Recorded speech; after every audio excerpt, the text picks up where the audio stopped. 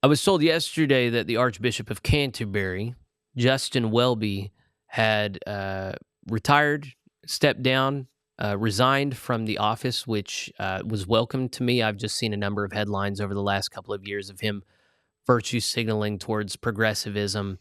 The Archbishop of Canterbury, as I understand him, the position is pretty much the Pope of the Anglicans, but they're just less strict about it than the Roman Catholics. But the Anglican communion, I don't really understand. I'm not sure many within the Anglican community understand it. I know it's growing in Africa. I know it's holding steady and shrinking. Like in America, you have the Episcopal Church, then you have the ACNA, the Anglican Church in North America. There are other groups that are in varying degrees of communion with each other. And then in the global community, the legit group is GAFCON. I forget what GAFCON stands for. You have some very firm believers within the Anglican community, and you have some real wackadoos. Justin Welby was, this is him. This is a picture of him in his garb. I've always had a hard time taking these hats seriously. Anyway, he has resigned. And so I read a little bit about this morning. I thought we would learn a little bit about what's been going on. It says Mr. Welby faced mounting pressure to step down after it emerged last week that he did not follow up rigorously enough on reports of prolific child abuse associated with the church. Having sought the gracious permission of His Majesty the King, here's the actual text of what he said. I have decided to resign as Archbishop of Canterbury. The Macon Review, I haven't read that review, has exposed the long-maintained conspiracy of silence about the heinous abuses of John Smith. When I was informed in 2013 and told that police had been notified, I believed wrongly that an appropriate resolution would follow. It is very clear that I must take personal and institutional responsibility for the long and re-traumatizing period between 2013 and 2024.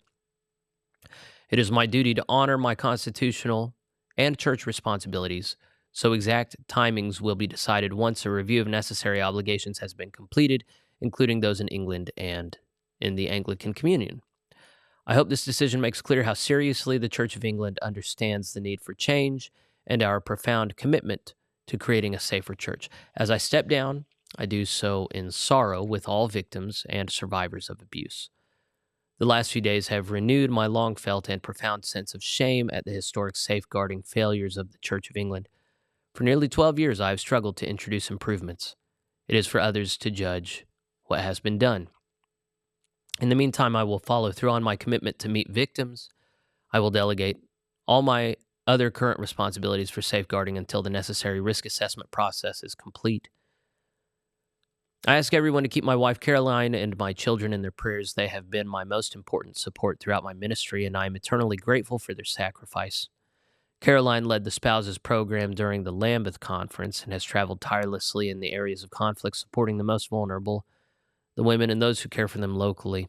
I thought, as much as I probably don't appreciate how this guy sees the Christian faith, I think it is a helpful and useful thing. Anytime we're going to lampoon somebody, if they have a family, I think it's really important to remember that. These are people that exist in real life. They have the internet, and you don't want to talk about somebody in ways that would unnecessarily wound their family. And of course, his family, his wife and kids, cannot really be seen as rightly responsible for his conduct at all. We'll talk about the conduct here in a minute, but I think it's important just to remember that people have families whenever you're talking about them. It's only 2 more paragraphs. It says, I believe that stepping aside is in the best interests of the Church of England, which I dearly love and which I've been honored to serve. I pray that this decision points us back towards the love that Jesus has for every one of us. For above all else, my deepest commitment is to the person of Jesus Christ, my Savior and my God. He should have capitalized Savior. And bearer of the sins and burdens of the world and the hope of every person. And that's in good taste. I'm not sure he worships the same Jesus as me, but if he did, that would be exactly right to point to him, to point others to him. All right, so here's the article I found that actually wrote up about what he did. And man, that's an annoying ad in the back, isn't it? So apparently they had already called for him to resign and he didn't want to. So this was written before he resigned, and it talks about that Macon report. It says the Archbishop of Canterbury, Justin Welby, is under pressure to resign after details of a horrific sex abuse scandal connected to the Church of England emerged. An investigation has found that the spiritual leader of the global Anglican communion failed to inform police about serial physical and sexual abuse by a volunteer at Christian summer camps as soon as he became aware of it.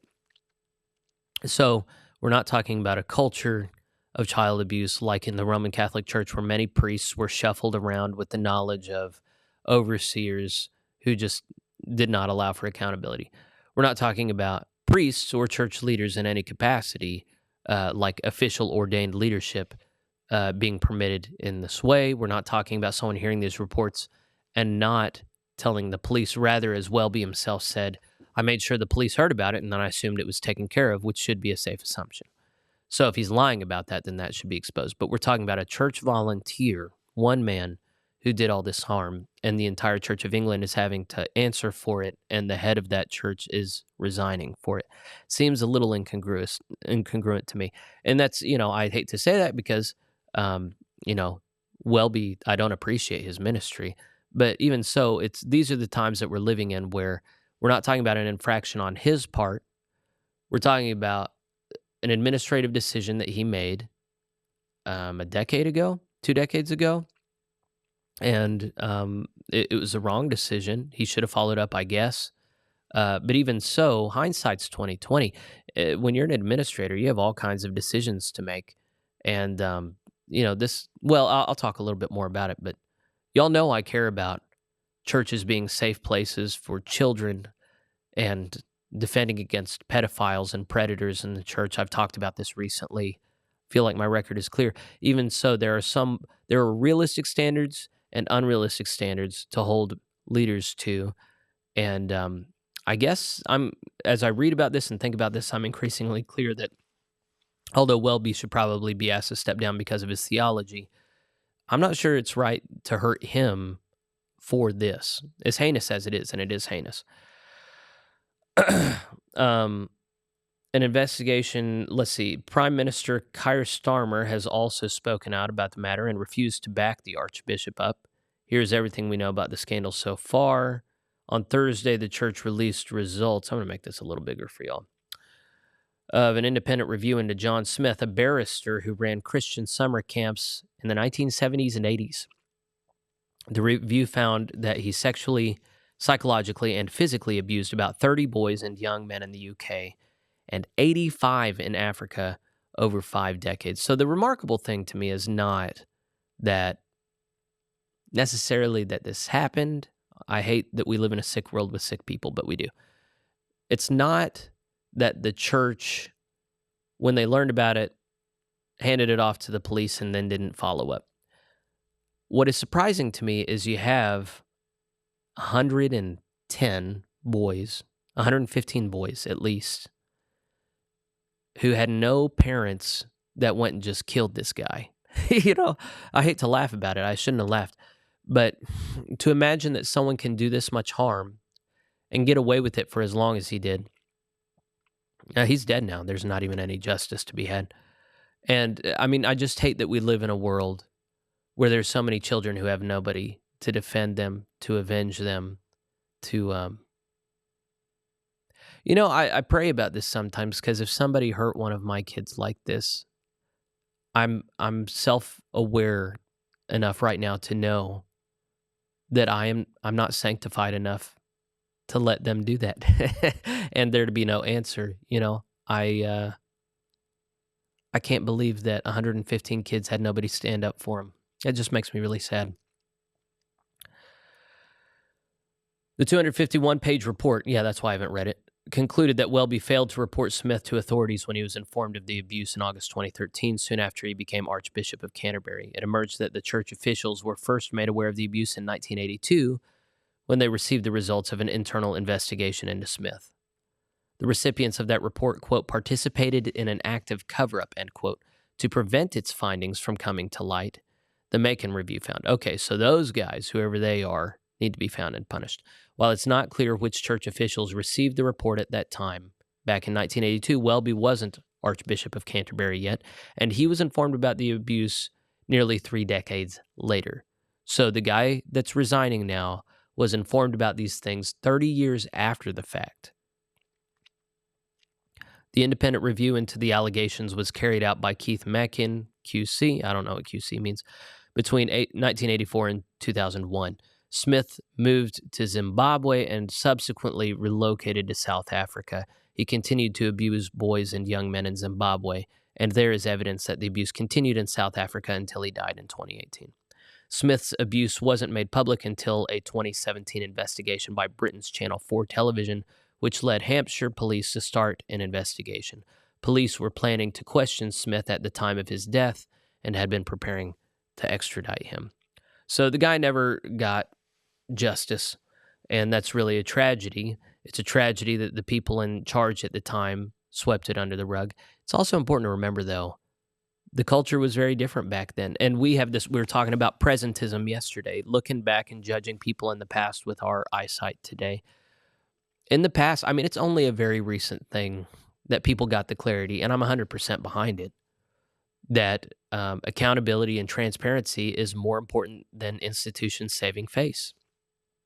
Up until 5 minutes ago, historically, the church was of the mind that if people are going to put their trust in the church, then we cannot be exposed as having allowed abusers in positions of authority. To my mind, that is how trust is betrayed and abused, and that's what we've seen in the West here. But to expect people in the past to have that same clarity as we have today is just fictitious, and it's unfair. That's not to say that their sins or that it wasn't a sin. It's just to say that hindsight's 20/20, and you can't have hindsight in the moment. I don't know. It was a sin, but here's the thing. One, these things continue to be perpetuated.